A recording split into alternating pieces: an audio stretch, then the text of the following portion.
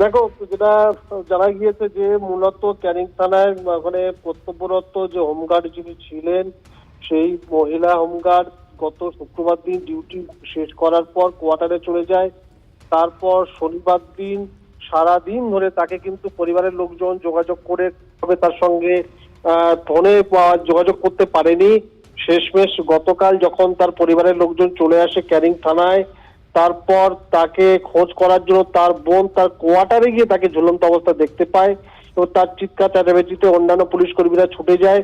তাকে দ্রুত সেখান থেকে নামিয়ে ক্যানিং মহকুমা হাসপাতালে নিয়ে যাওয়া হয়।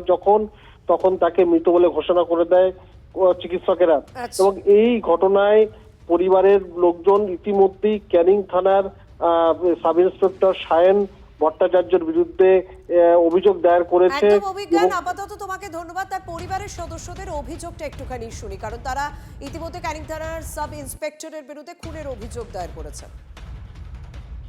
আমার ভাইজি এই থানাতে হোমগার্ডের চাকরি করে, আর কালকের থেকে ফোন করছে আমার বাড়ি থেকে। আমার ভাইজি ফোন তুলছে না। আজকের আমার একটা ছোট ভাইজি এসে দেখলো ওর কোয়ার্টারে গিয়েছে, দরজাটা বেরানো ছিল, ওর মধ্যে গিয়ে দেখে আমার ভাইজি পাকাইতে ঝুলছে গলায় ফাঁস দিয়ে। ফাঁসটা কিন্তু ও নিজে করেছে এটা আমরা ভাবি না, ও সুসাইড করা মেয়ে নয়। এর মধ্যে অনেক চক্রান্ত আছে। আর ওই যে অফিসারটার নামটা কি ভুলে যাচ্ছি, সায়ন ভট্টাচার্যের সাথে আমার ভাইজির একটা সম্পর্ক ছিল। সেটা আপনারা জানতেন? সেটা আমরা পরে শুনেছি, আমার ভাইজির মুখ থেকে শুনেছি, ছোট ভাইজির মুখ থেকে। কারণ আমরা চাচা হয়ে আমরা অতটা জানি, পরে শুনলাম তো ওর সাথে একটু ঝামেলা হয়েছে।